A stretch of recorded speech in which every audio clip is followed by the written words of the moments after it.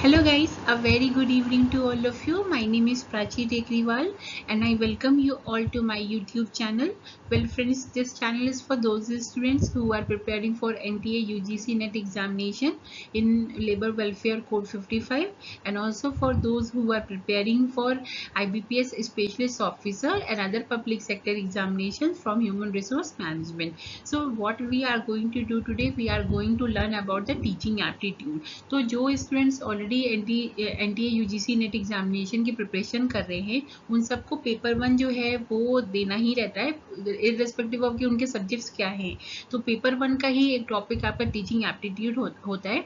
हमने अभी अपनी लास्ट क्लास में ऑलरेडी क्या किया है, उसके कंसेप्ट को, टीचिंग के कंसेप्ट को एंड टीचिंग कैसे दूसरे टर्म्स से डिफरेंट है और साथ ही साथ टीचिंग के ऑब्जेक्टिव्स क्या क्या होते हैं, ये सारी चीज़ें हम लोग ने कवर कर चुकी है। अभी आज हम लोग आज की जो हमारी क्लास है उसमें हम लोग क्या करेंगे, उसमें हम लोग बात करेंगे टीचिंग के फीचर्स के बारे में और साथ ही साथ टीचिंग के कितने लेवल्स होते हैं और उन लेवल्स की क्या स्पेसिफिकेशन है, किसने वो लेवल्स दिए हैं, ये सारी चीज़ें क्या करेंगे हम लोग आज डिस्कस करेंगे। तो चलिए जल्दी से क्लास को स्टार्ट करते हैं। But before starting the class what you have to do, you have to like share and subscribe the channel so that कि जो अपकमिंग टॉपिक्स हैं वो आपसे मिस ना हो। तो चलिए जल्दी से क्लास को स्टार्ट करते हैं। ओके, तो यहाँ पे आप देख सकते हो, यहाँ पे इतने सारे कैरेक्टरिस्टिक्स हैं टीचिंग के। तो बेसिकली टीचिंग की अगर हम लोग बात करते हैं तो आपको याद होगा कि हम लोग ने लास्ट क्लास में पढ़ा भी था कि जो टीचिंग होता है बेसिकली क्या होता है, वो बेसिकली एक मैच्योर पर्सन एक जो इमेच्योर पर्सन के बीच में होता है। ठीक है, जो मैच्योर पर्सन होता है वो टीचिंग प्रोसेस कैरी आउट करता है इमेच्योर पर्सन के ऊपर, राइट। और इसके साथ हम लोग ने और भी चीज़ें पढ़ी थी, टीचिंग में इंफॉर्मेशन शेयर होती है बेसिकली।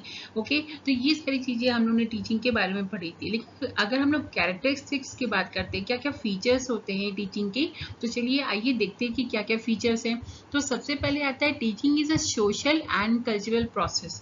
तो यहाँ पे ये एकदम एकदम क्लियर है कि देखिए जहाँ पे एक जनी से ज़्यादा आते हैं, ठीक है, जहाँ पे एक इंसान से ज़्यादा लोग आते हैं, जहाँ पे इंट्रैक्शन होता है किसी भी तरीके का, तो वहाँ पे हमेशा क्या होगा, सोशल प्रोसेस तो होगा ही होगा। तो टीचिंग डेफिनेटली क्या है, एक सोशल प्रोसेस है, साथ ही साथ ये एक कल्चरल प्रोसेस है। क्यों कल्चरल प्रोसेस है, क्योंकि यहाँ पे क्या करते हैं, जब टीचिंग का प्रोसेस होता है ना, तो वहाँ पे इंफॉर्मेशन शेयर की जाती है, वहाँ पे अपनी अपनी हिस्ट्री, अपनी अपनी चीज़ों के बारे में, अपने जो है डाइवर्सिटी के, कल्चरल डाइवर्सिटी के बारे में, सारी चीज़ों के बारे में क्या किया जाता है, पढ़ाया जाता है, लोगों को बताया जाता है। ठीक है, तो टीचिंग का मेनली एम क्या है, मेन एम क्या है कि भाई जो हम लोगों की ऑलरेडी सभ्यता और जो सारी चीज़ें रही हैं उसको हम लोग कैरी ऑन करने के लिए, ठीक है ना, हम लोग एक जनरेशन से क्या करें, दूसरी जनरेशन पे पहुंचाए। तो ये काम बेसिकली टीचिंग से होता है। तो डेफिनेटली टीचिंग एक कल्चरल प्रोसेस भी है। ओके, फिर क्या है, teaching is complete social process. Definitely एक सोशल प्रोसेस है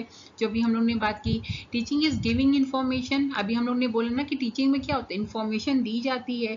teaching is N interactive process, interactive process है बिकॉज दो लोगों के बीच में इंट्रैक्शन जब तक नहीं होगा, जो एक मैच्योर पर्सन है यानी कि एक टीचर और जो एक इमेच्योर पर्सन है यानी कि एक स्टूडेंट, इनके बीच में इंट्रैक्शन होता है तभी ना टीचिंग होता है। तो इंट्रैक्शन क्या है, मतलब टीचिंग क्या है, बेसिकली इंटरेक्टिव प्रोसेस है। ठीक है, यहाँ पे एक टीचर यानी एक मैच्योर पर्सन एक इमेच्योर पर्सन के साथ क्या करता है, इंट्रैक्शन करता है। फिर teaching is process development and learning. देखिए टीचिंग का अस्तित्व तब तक नहीं है जब तक वहाँ पे डेवलपमेंट और लर्निंग ना हो। अगर कोई टीचर पढ़ा के चले जाए और कोई कुछ सीखे ही ना, तो उसका क्या मतलब होगा, कोई मतलब नहीं होगा। तो टीचिंग बेसिकली क्या होता है, टीचिंग का मतलब है कि एक डेवलपमेंट वहाँ पे होना चाहिए और एक लर्निंग होना चाहिए, यानी कि जिसके ऊपर टीचिंग प्रोसेस हो रहा है वो कुछ सीखे भी। ओके, फिर teaching causes a change in behaviour. जब टीचिंग का प्रोसेस होता है तो उसमें एक बिहेवियरल चेंज भी आता है। ठीक है, जैसे कि सपोज कीजिए कि आपको ने गाड़ी चलाना सीखा, ठीक है, आपको किसी ने गाड़ी चलाना सिखाया, तो आप जब गाड़ी चलाना सीख जाते हो तो क्या होता है, अल्टीमेटली वो आपके अंदर एक चेंज हो जाता है। ठीक है, एक परमानेंट चेंज हो जाता है, एक बिहेवियर में चेंज आ जाता है। जहाँ पे आप पहले नहीं जानते थे कोई एक पर्टिकुलर चीज़, आप यहाँ पे जानने लगे। इसी तरह से जो कोई इन्फॉर्मेशन होती है जो हमें पहले नहीं पता होती है, लेकिन टीचिंग के बाद क्या होती है वो हमें पता चल जाती है और हमारी बिहेवियर में एक चेंज आ जाता है, राइट। फिर teaching is an art as well as science, तो आर्ट है टीचिंग, जाहिर सी बात है यहाँ पे क्रिएटिविटी की ज़रूरत पड़ती है, बिकॉज आप कितने मेथड से किस तरह से लोगों को पढ़ा सकते हो। जैसे कि अभी हम लोग सपोज कीजिए, जैसे अभी हम लोग पढ़ रहे हैं, तो यहाँ पे आपका एक ऑनलाइन प्रोसेस आ रहा है, इसके साथ ही साथ यहाँ पे आपको पीपीटीज मिल रही हैं, तो कहीं ना कहीं आप आराम से देख करके चीज़ों को समझ सकते हो। मतलब मैं तो बोल रही हूँ, आप चीज़ों को साथ में देख भी रहे हो, तो यहाँ पे क्रिएटिविटी इन्वॉल्व होगी, राइट। इसके साथ साथ एक साइंस यहाँ पे इन्वॉल्व होता है, क्योंकि जाहिर सी बात है टीचिंग की जब बात आएगी तो वहाँ पे फैक्ट्स और एक्सपेरिमेंट्स और ये सारी चीज़ें जाहिर सी बातें इन्वॉल्व रहेंगी। ओके, फिर teaching is face to face encounter. अब टीचिंग क्या होगा, टीचिंग तो तभी होगा ना जब एक फेस टू फेस इनकाउंटर होगा, यानी कि भाई हम लोग एक दूसरे को देख सकते हैं, एक दूसरे से बात कर सकते हैं, इंटरेक्ट कर सकते हैं, तभी तो teaching process basically carry out हो पाएगा। फिर टीचिंग इज ऑब्जर्वेबल, ठीक है। टीचिंग क्या होती है, ऑब्जर्वेबल होता है, उसमें ऑब्जर्वेशन होता है, उसको मेजर किया जाता है, और साथ ही साथ क्या करते हैं, उसमें मॉडिफिकेशन किया जाता है, ठीक है। टीचिंग में मॉडिफेबल भी होता है, यानी कि टीचिंग में मॉडिफिकेशन आ सकता है। जैसे कि जब हम लोग एंशियंट टाइम की बात करते हैं, जहाँ पे लोग पेड़ों के नीचे बैठ के पढ़ते थे, वहाँ पे इंफॉर्मेशन पास की जाती थी, ठीक है, एक जनरेशन से दूसरी जनरेशन पे। तो अभी क्या होने लगा कि वो चीज़ें क्लासरूम में होने लगी, राइट। अभी पहले जहाँ पे जो है आपके डस्ट और ब्लैक बोर्ड यूज होते थे, वहाँ पे अब प्रोजेक्टर्स और प्रेजेंटेशंस यूज होने लगे, राइट। तो ये क्या हो गया, मॉडिफिकेशन आया। तो टीचिंग को मॉडिफाई किया जा सकता है, उसको मेजर किया जा सकता है, भाई कितना पढ़ाया जा रहा है, ये सारी चीजें क्या कर सकते हैं, मेजर कर सकते हैं कि एक बंदे ने कितना सीख लिया, ठीक है। फिर टीचिंग इज स्किल्ड ऑक्यूपेशन, जाहिर सी बात है टीचिंग कौन कर सकता है, जो स्किल्ड हो उसमें, ठीक है। अभी देखिए आपने देखा होगा कि नॉलेज बेसिकली हम लोग सारे लोग पढ़ के आते हैं, लेकिन टीचर्स तो कुछ लोग बन पाते हैं ना। तो बेसिकली वो क्यों बन पाते हैं, वो अपनी स्किल के कारण बन पाते हैं, क्योंकि आपके अंदर भी एक स्किल होनी चाहिए कि आप बच्चों को पढ़ा सको, उनको चीज़ों को समझा सको, तभी आप बेसिकली एक अच्छे टीचर बन पाओगे, राइट। तो ये टीचिंग क्या है, एक स्किल्ड ऑक्यूपेशन है। जैसे कि डॉक्टर को एक स्किल होती है, एक जो है ड्राइवर की एक स्किल होती है, एक क्रिकेटर की स्किल होती है, इसी तरह से एक टीचर की भी एक स्किल होती है। फिर टीचिंग फैसिलिटेट्स लर्निंग, जब टीचिंग होगी तो वहाँ पे लर्निंग भी होगी, ठीक है। लर्निंग कब हो सकती है, जब टीचिंग करवाई जाए, राइट। तो यहाँ पे क्या होगा, टीचिंग क्या करती है, लर्निंग को फैसिलिटेट करती है। फिर teaching is both concise and unconcise process, ठीक है। तो टीचिंग में क्या होता है, कंसाइजनेस भी होती है, अनकंसाइजनेस भी होती है, यानी कि एक ऑर्गेनाइज्ड वे में भी होता है, एक अनऑर्गेनाइज्ड वे में होता है, ठीक है। जो हमारा स्कूल कॉलेज की बात करते हैं तो वहाँ पे एक ऑर्गेनाइज्ड वे में होता है, राइट। अभी जैसे हम लोग घर में जब बात करते हैं, जैसे हमारे पेरेंट्स हम लोग को पढ़ा रहे हैं, नॉर्मली कोई इन्फॉर्मेशन पास ऑन कर रहे हैं, इसी तरह से हम लोग कुछ और अपनी चीज़ों को सीखते हैं, तो वो अनकंसाइज प्रोसेस बेसिकली होता है। फिर teaching is from memory level to reflexive level. अभी हम लोग ये चीज़ें पढ़ेंगे, बेसिकली टीचिंग के 3 लेवल्स होते हैं। तो ये तीनों लेवल्स क्या क्या होते हैं, इनके क्या क्या स्पेसिफिक फीचर्स हैं, इन सब चीज़ों के बारे में भी अभी हम लोग क्या करेंगे, डिस्कस करेंगे, राइट। फिर teaching is continuum of training, conditioning, instruction and indoctrination, ठीक है। टीचिंग क्या है, टीचिंग जैसे हम लोग ने लास्ट क्लास में ऑलरेडी पढ़ा हुआ है, जो बच्चे अभी इस क्लास को पहली बार देख रहे हैं ना, वो क्या करेंगे, वो मेरी इससे पहले की जो क्लासेस में जाकर देखेंगे। हम लोग ने ये डिस्कस किया था कि टीचिंग जो है ट्रेनिंग, कंडीशनिंग, इंस्ट्रक्शन और इंडोक्ट्रिनेशन से कैसे डिफरेंट है, ओके।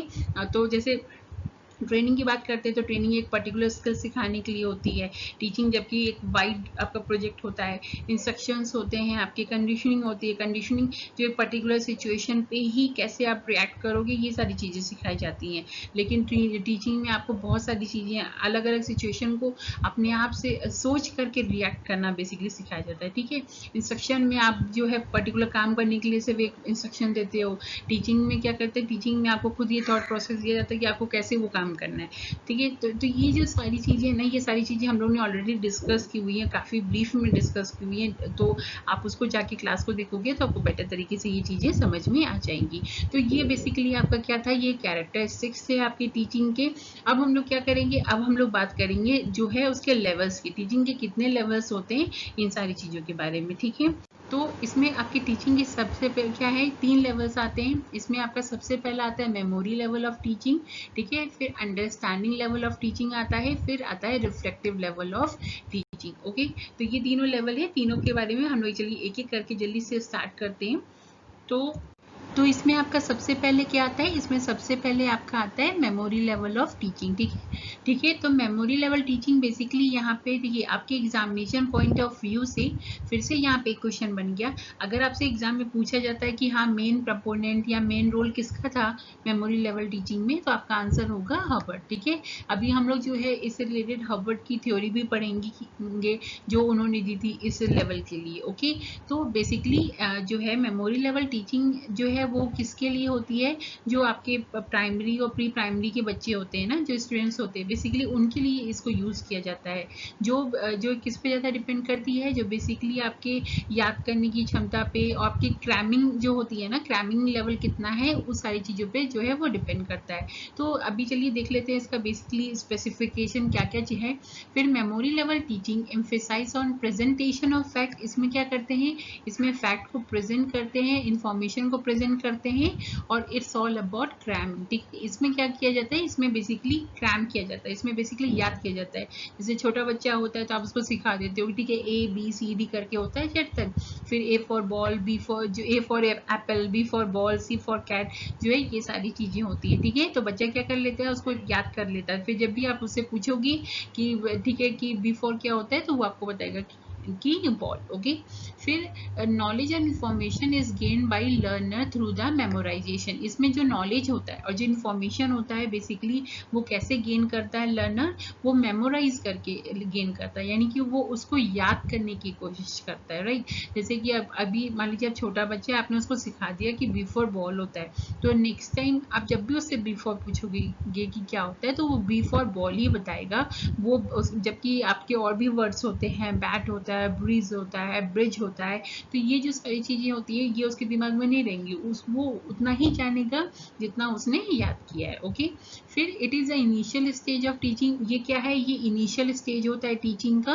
जैसे मैंने आपको बताया ना कि अभी प्री प्राइमरी और प्राइमरी स्टूडेंट्स के जो होते हैं बेसिकली ये उनके लिए होता है। फिर and induces the habit of rote learning of facts and subject matters. ठीक है। इसमें बेसिकली क्या करते हैं, इसमें जो है आपके जो फैक्ट्स होते हैं, जो सब्जेक्ट्स मैटर होते हैं, ठीक है, सब्जेक्ट मैटर्स होते हैं, उनकी बेसिक लर्निंग को जो है समझने के लिए, उसको याद रखने के लिए बेसिकली ये होता है। फिर it provides a student with the ability to retain and reproduce the learned subject। ठीक है। ये बेसिकली क्या करता है, ये जो आपके लर्नर होते हैं, ठीक है, जो एकदम बिगनर लेवल के होते हैं, उनको क्या करता है, उनको एबिलिटी प्रोवाइड करता है कि वो चीज़ों को याद करें, रिटेन करें और उसको रिप्रोड्यूस करें। ठीक है। जब भी जरूरत पड़े, जैसे कि अगर बच्चे ने याद कर लिया कि A फॉर एप्पल होता है, फिर A फॉर एंट होता है, ठीक है ना, तो इसी तरह से क्या होगा, जब वो 2-3 वर्ड्स याद कर लेगा, काफ़ी वर्ड्स याद करने लग जाएगा, तो जब भी उसके सामने जो है A फॉर आएगा तो वो बहुत सारे वर्ड्स उतने बता पाएगा। ठीक है। जितना जितना वो याद करता जाएगा उतना ही वो रिप्रोड्यूस करेगा। राइट। अगर उसने एक वर्ड सीखा है तो वो एक वर्ड रिप्रोड्यूस करेगा, अगर उसने उससे रिलेटेड 2 वर्ड सीखा है या उससे ज़्यादा वर्ड सीखे तो वो उतने वर्ड को रिप्रोड्यूस करेगा। वो उससे हट के बेसिकली कुछ नहीं बोल पाएगा। ठीक है। उसने जितना याद किया है, जितना जितना उसके दिमाग में है, जितना उसने अपने दिमाग में रिटेन किया है, वो उतना बोलता है। फिर it covers only the knowledge based objectives. ठीक है। अगर ऑफ ब्लूम्स टैक्सोनॉमी, ठीक है, अब यहाँ पे देखिए आपका एक टर्म है ब्लूम्स टैक्सोनॉमी, इसको मैं आपको एक क्लास लेकर के सेपरेटली बताऊंगी। बेसिकली ब्लूम्स टैक्सोनॉमी में जो है आपके लर्निंग को लेकर के अलग अलग जो है चीज़ों की बात की गई है। ठीक है। तो इसमें क्या है, ब्लूम्स टैक्सोनॉमी के ही नॉलेज बेस्ड ऑब्जेक्टिव, यानी कि नॉलेज को बस एक्वायर कैसे आपको करना है, ये जो है ये लेवल आपकी टीचिंग का इस चीज को कवर करता है। ठीक है। नॉलेज को एक्वायर कैसे करना है। फिर at this level the student learns to identify, recalls और remembers of object, events, ideas and retain them in memory. तो बेसिकली इस लेवल पे क्या हो रहा है, स्टूडेंट क्या करता है, वो चीज़ों को पहचानता है, जैसे कि जानने की कोशिश करता है कि भाई ए का स्ट्रक्चर कैसा है, बी का स्ट्रक्चर कैसा है। ठीक है। उसको जानने की, समझने की कोशिश करता है, उसको रिकॉल करता है, उसको याद करने की कोशिश करता है। जब भी वो दोबारा वो ऑब्जेक्ट या इवेंट आइडियाज देखता है तो उसको दोबारा याद करने की कोशिश करता है। ओके। फिर the teacher plays a very dominating and authoritarian role while instructing. इसमें अगर आपसे पूछा जाएगी जो है बेसिकली टीचर का कैसा रोल होता है, तो टीचर डोमिनेटिंग होता है, यानी जो टीचर बोलता है स्टूडेंट को वो फॉलो करना ही करना है। ओके। तो उन लोग को खुद से डिसीजन नहीं ले सकते, जो टीचर बोलता है वही फॉलो करना है। फिर द इवोल्यूशन सिस्टम। अब देखिए यहाँ पे ना आपके एग्जाम में एक क्वेश्चन हमेशा ये बन सकता है, आपसे हमेशा ये पूछा जा सकता है कि भाई किस लेवल, इस लेवल की अगर हम लोग बात करते हैं तो इस लेवल पे किस तरह के इवैल्यूएशन होते हैं, ठीक है। तो जब मेमोरी लेवल की बात करते हैं तो मेमोरी लेवल जो होता है टीचिंग का, उस पर किस तरह के इवैल्यूएशन होते हैं, उसमें पहले आपका ओरल होता है।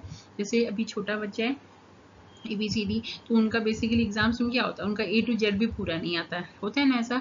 तो वो जो 15-16 जो लेटर्स होते हैं वो याद करते हैं, फिर उनके ओरली उनसे पूछा जाता है, फिर बाकी लेटर्स याद करते हैं तो अगले एग्जाम में उनसे वैसे पूछा जाता है। तो बेसिकली ओरल एग्जाम्स हो जाते हैं।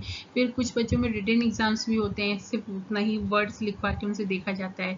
फिर easy type examination, easy type examination यानी कि जैसे कि आपने देखा होगा छोटे बच्चों को, तो वो ऐसे क्या करते हैं, वो ऐसे को भी क्रैम कर लेते हैं, ठीक है। जैसे कि उन्होंने ताजमहल पे ऐसे लिखा तो उसको आपने लिखवाया तो उन्होंने उसको याद कर लिया। इसी तरह से उन्होंने क्या किया, उन्होंने जो है काऊ पे ऐसे लिखा, जो हम लोग बचपन में करते थे, उसको याद कर लिया और जब एग्जाम में वही चीज आया तो उन्होंने उसको लिख दिया। लेकिन आज की डेट में वो चीजें चेंज हो चुकी है हमारे लिए। हम लोग देखिए, हम लोग बचपन में वो चीजें करते थे, लेकिन आज की डेट में जब हम लोगों का मेमोरी लेवल, जो हम लोगों का टीचिंग लेवल है वो बढ़ गया है, तो आज हम लोग क्या करते हैं, अगर हम लोगों को कोई टॉपिक मिलता है तो हम लोग खुद से उसको लिखने की कोशिश करते हैं, ठीक है। तो ये जो चीजें, यही बेसिकली डिफरेंस होता है कि आपका मेमोरी लेवल टीचिंग में और बाकी जो आपके लेवल्स आने वाला टीचिंग में उनमें, ठीक है। तो हम लोग अभी मेमोरी लेवल टीचिंग से थोड़ा आगे बढ़ चुके हैं, काफी आगे बढ़ चुके हैं, ओके। तो इवैल्यूएशन सिस्टम की हम लोग बात कर रहे थे। तो evaluation system basically oral, written और इजी टाइप एग्जामिनेशन इसमें होते हैं, ठीक है। ये ऐसे मतलब ये बेसिकली सिंपल होते हैं और वेल ऑर्गेनाइज होते हैं, सो दैट कि वो जो बच्चा है, वो जो स्टूडेंट है, वो बेसिकली आराम से अपने चीज़ों को दे, एग्जाम को दे पाए, इवैल्यूएशन उसका हो सके, ठीक है। और उसने बेसिकली रूट लर्निंग से क्या सीखा है, ये सारी चीज़ें हम लोग क्या कर सकें, इवैल्यूएट कर सकें। फिर the role of the teacher is prominent. अगर हम लोग बात करते हैं टीचर के रोल की, तो जैसे हम लोग बात कर रहे थे कि टीचर डोमिनेटिंग रोल प्ले करता है, तो साथ ही जो टीचर का रोल है वो प्रोमिनेंट होता है, यानी प्राइमरी और एक्टिव होता है। जो स्टूडेंट का रोल होता है वो क्या होता है, वो सेकेंडरी रोल होता है इसमें। फिर memory level teaching does not improve intelligence. अब देखो, आपको ध्यान रखना है कि मेमोरी लेवल टीचिंग से इंटेलिजेंस इंप्रूव नहीं होती। जैसे मैंने आपको बताया ना कि बच्चे को आपने बोल दिया कि ये B, A for apple, B for ball है, तो वो उतना ही याद रखेगा, वो इतना दिमाग नहीं लगाएगा। बी फॉर कुछ और भी हो सकता है, ठीक है। और ये क्या करता है, इंक्रीज स्टूडेंट कैपेबिलिटी। और ये ऐसा भी नहीं है कि इंटेलिजेंस को या स्टूडेंट की कैपेबिलिटी को बढ़ा रहा है, मगर क्या है, it is required for other types of teaching levels. लेकिन क्या है कि जब मेमोरी लेवल की जरूरत कब पड़ती है, जब हम लोग दूसरे टीचिंग लेवल्स की बात करते हैं, ठीक है। जैसे मैंने अभी आपको ऐसे के बारे में जो एग्जांपल मैंने आपको दिया था, काऊ ताजमहल के बारे में, तो भाई वो चीजें अगर मानते हैं हम लोग आज बहुत ज्यादा क्या है, इवॉल्व हो चुके हैं, आज हम लोग अपने आप से लिख सकते हैं, लेकिन कहीं ना कहीं हम लोग वही लिखते हैं जो हम लोग ने बचपन में और अभी तक अपनी लाइफ में कुछ सीखा है, ठीक है, चीजों को याद रखा है, अपने दिमाग में रिटेन किया हुआ है। तो कहीं ना कहीं दूसरे लेवल पे, टीचिंग के दूसरे लेवल पे जाने के लिए भी आपको मेमोरी लेवल जो है वो आपके कहीं ना कहीं आपके दिमाग में एक्टिव रहता है, ठीक है ना। आप चीज़ों को कहीं ना कहीं याद करके अपने दिमाग में रिटेन किए रहते हो और बाद में उसको यूज करते हो, ओके। फिर डायरेक्टली जो है मेमोरी लेवल आपका क्या करता है, आपके इंटेलिजेंस को, कैपेबिलिटीज को नहीं बढ़ाता। और अगर आपसे एग्जाम में पूछा जाता है कि किसने ये दिया, तो आपको क्या याद रखना है, हर्बर्ट ने। और बेसिकली जो चीज़ें हैं इसके बारे में वो यही है कि क्रैमिंग पे जो है बेस्ड होता है ज़्यादा। स्टूडेंट चीज़ों को याद करता है, दिमाग में रिटेन करता है और अगली बार उसको पहचानने की, याद करने की कोशिश करता है, ठीक है। और इसमें जो आपका इवैल्यूएशन होता है वो ओरल, रिटन और इजी टाइप क्वेश्चन इसमें होते हैं, ठीक है। अब हम लोग बात करते हैं हर्बर्टियन थ्योरी की। तो इन्होंने जो है थ्योरी दी थी मेमोरी लेवल ऑफ टीचिंग से रिलेटेड। तो इन्होंने क्या कहा इसमें कि the Herbartian theory of apperception supports that the young children's mind is ready for perceiving themselves and the world around. Their mind is ready for a great mass of factual information, including concept, elements, structure, models, and theories. They can acquire and retain information about large number of things, objects, and materials through memorization, ठीक है।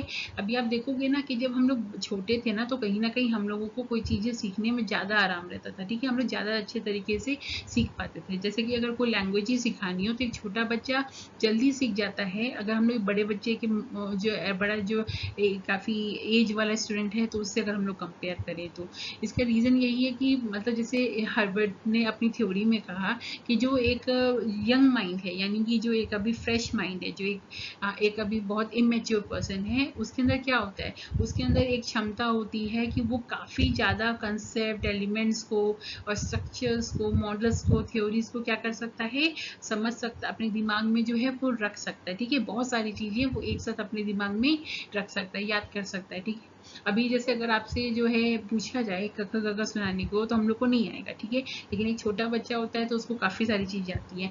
हम लोग जैसे जैसे बड़े होते जाते हैं तो हम लोग कोई पर्टिकुलर टॉपिक्स पढ़ने लग जाते हैं, लेकिन जब छोटे थे तो बहुत सारी चीज़ें पढ़ते थे, है ना। तो ये बेसिकली रीज़न है, मतलब ये बेसिकली कहा हर्बर्ट ने अपनी थ्योरी में, और यही रीज़न था जो मेमोरी लेवल ऑफ टीचिंग को दिया गया। ठीक है, जहाँ पे बेसिकली किस पे ध्यान दिया जाता है, क्रैमिंग पे और मेमोराइजेशन पे ध्यान दिया जाता है। ठीक है, और इसमें और भी क्या कहा था कि जो यंग चिल्ड्रन माइंड है वो क्या करते हैं, ready for perceiving themselves in the world around.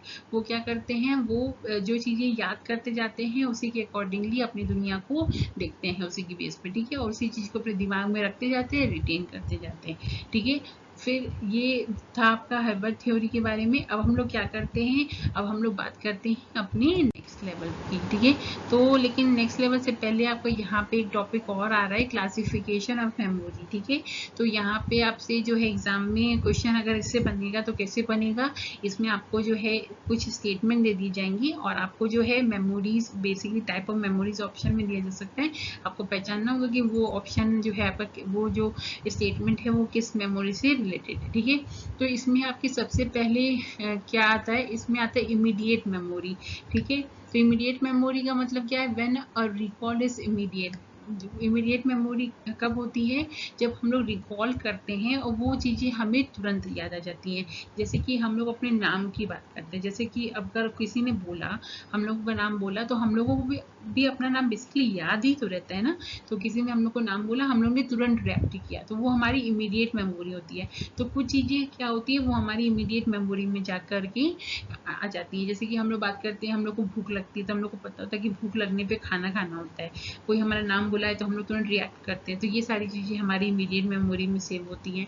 इसी तरह से परमानेंट मेमोरीज होती हैं, the recalling of material for a longer time. इसमें आपको जो चीज़ें होती हैं वो काफ़ी लंबे समय तक आपको याद रहती हैं। जैसे कि हम लोग बात करते हैं ड्राइविंग की, ठीक है, स्विमिंग की, तो कहते हैं ना कि एक इंसान अगर ड्राइविंग सीख जाए तो वो कभी नहीं भूलता। तो बेसिकली ये जो सारी चीज़ें हैं ना, ये हमारी परमानेंट मेमोरी में जा कर के सेव हो जाती हैं। फिर पर्सनल मेमोरी की बात करते हैं, तो पर्सनल मेमोरी क्या होती है, while recalling the experience we remember our personal experience. जब यहाँ पे हम लोग एक्सपीरियंस की बात करते हैं तो बेसिकली ये जो हमारा पर्सनल मेमोरी वाला पार्ट है ना, इसमें हमारी लाइफ से जुड़े हुए एक्सपीरियंस क्या होते हैं वो उसमें जो है कलेक्ट हो जाते हैं। फिर इम्पर्सनल मेमोरी क्या होता है, इम्पर्सनल मेमोरी बेसिकली होता है recalling from books and companion. ठीक है, यहाँ पे जो हम लोग बुक्स से सीखे हैं, जो कंपेनियन से सीखे, अपने साथ के लोगों से सीखे हैं, वो सारी चीज़ें हमारी इम्पर्सनल मेमोरी में आ जाती है। बेसिकली हम लोग कह सकते हैं जो दूसरों के एक्सपीरियंस है, ठीक है, उनकी जो चीज़ों से हम लोग ने सीखा है वो हमारी इम्पर्सनल मेमोरी में आ जाता है। ओके, फिर एक्टिव मेमोरी की बात करते हैं, तो एक्टिव मेमोरी क्या है, make effort to recall past experience, recalling answers in exam. ठीक है, तो बेसिकली क्या है कि इसमें एफर्ट आप लगाते हैं अपने पास्ट एक्सपीरियंस को याद करने के लिए। जैसे कि हम लोग बात करते हैं एग्जाम जब हम लोग देते हैं ना, तो हम लोग जब आंसर्स को याद करने की कोशिश करते हैं तो बेसिकली वो हमारा एक्टिव मेमोरी होता है। फिर पैसिव मेमोरी की बात करते हैं, तो पैसिव मेमोरी क्या है, पैसिव मेमोरी में आपका होता है रिकॉल एक्सपीरियंस विदाउट एफर्ट। ठीक है, पैसिव मेमोरी में जो हमारे एक्सपीरियंस होते हैं ना, वो बेसिकली क्या होते हैं, वो ज़्यादा एफर्ट नहीं लगाना पड़ता, वो हमें तुरंत याद आ जाते हैं। जैसे कि हम लोग कोई क्रिएटिव चीज़ें करते हैं ना, तो बेसिकली हमारे पैसिव मेमोरी में ज़्यादा जाते हैं। हम लोग नॉर्मली चीज़ों की बात करें, जैसे कि हम लोग जो पर्टिकुलरली हम लोग लगातार करते जाते हैं, जैसे कि हम लोग ड्राइविंग की बात कर रहे हैं, हम लोग अपनी कुकिंग की बात कर रहे हैं। ठीक है, तो ये जो सारी चीज़ें होती है ना, जिसमें हम लोगों को तुरंत अपने एक्सपीरियंस को याद करना होता है और हम लोग फटाक से उसको याद कर लेते हैं, तो बेसिकली क्या होता है, वो हमारे पैसिव मेमोरी में जाके सेव हो जाता है। फिर मैकेनिकल मेमोरी और फिजिकल मेमोरी। तो मैकेनिकल मेमोरी क्या है और फिजिकल मेमोरी क्या है? Body becoming habitual of doing any task repeatedly. ठीक है, इसमें क्या होता है कि बॉडी हमारी हैबिचुअल हो जाती है उन चीज़ों को करने के लिए, कुछ चीज़ों को करने के लिए। ठीक है, ये हमारी बेसिकली फिजिकल मेमोरी है, मतलब हमारे जो है शरीर की मेमोरी है। तो जैसे कि हम लोग खाना खाने की बात करते हैं, एक्सरसाइज करने की बात करते हैं, तो ये जो सारी चीज़ें किस में जाती हैं? ये मैकेनिकल मेमोरी में और आपकी फिजिकल मेमोरी में जाती हैं। फिर इसी तरह से आपकी रूट मेमोरी होता है, जिसकी बात हम लोग किस में कर रहे थे? हम लोग बात कर रहे थे आपकी मेमोरी लेवल में, अभी टीचिंग में बात कर रहे थे ना। तो क्रैमिंग फैक्ट्स विदाउट अंडरस्टैंडिंग, इसमें जो चीज़ों को याद किया जाता है बिना उसको समझे। ठीक है, तो हम लोग उसको जिसको बिना समझे हम लोग याद कर लेते हैं, वो हमारी रूट मेमोरी में जाके सेव होता है। फिर इसी तरह से लॉजिकल मेमोरी होता है, to learn something by using intellect. हम लोग कोई चीज़ें जो है समझ के याद करते हैं, and it's recalling when needed. ठीक है, उसको फिर याद करते हैं जब उसकी जरूरत होती है। जैसे हम लोग सम की बात करते हैं, सब हम लोग जब हम लोग मैथमेटिक्स करते हैं, तो उसमें क्या होता है? हम लोग जो है एडिशन, सब्सट्रैक्शन, ये जो सारी चीज़ें होती है कहीं ना कहीं इंटेलेक्चुअल लेवल पे होती है ना, बेस्ड होती हैं। हम लोग चीज़ों को सीख के याद किए रहते हैं, तो ये हमारी लॉजिकल मेमोरी में सेव होता है। लेकिन जो हम लोग नॉर्मली बस A for apple, B for ball, ये सारी चीज़ें याद कर लेते हैं, ये हमारी रूट मेमोरी में जा करके सेव हो जाता है। ठीक है, तो ये हमारी थी क्लासिफिकेशन ऑफ मेमोरी। तो आज के लिए क्या करेंगे? आज के लिए बस इतना रखेंगे, तो आपकी क्लास काफ़ी ज़्यादा अदरवाइज बहुत बड़ी हो जाएगी, तो आपको भी काफ़ी बोरिंग लगने लग जाएगी। तो हम लोग क्या करेंगे, हम लोग जो इसके नेक्स्ट पार्ट है ना, इसके बाकी जो लेवल्स बचे हुए हैं मेमोरी के, वो हम लोग अपनी नेक्स्ट क्लास में कवर करेंगे। ओके, तो गाइज आई होप कि आपको क्लासेस जो है वो पसंद आई होंगी। क्लासेस आपको कैसी लगी? तो आपको क्या करना है, आपको जो है कमेंट सेक्शन में लिख के बताना है। साथ ही साथ वीडियो सेशन अगर आपको अच्छा लगा तो please hit the like button and share and subscribe the channel, कि आपके जो अपकमिंग टॉपिक्स हैं और इससे के भी जो आगे कंटिन्यूशन वाले टॉपिक हैं वो जब भी अपलोड हो तो आपको तुरंत उसका नोटिफिकेशन मिल जाए। तो गाइज तब तक के लिए क्या करना है, टेक केयर, बाय बाय, और स्टे होम, स्टे सेफ, और चैनल को लाइक और सब्सक्राइब करना ना भूलिएगा। Thank you so much guys, bye bye.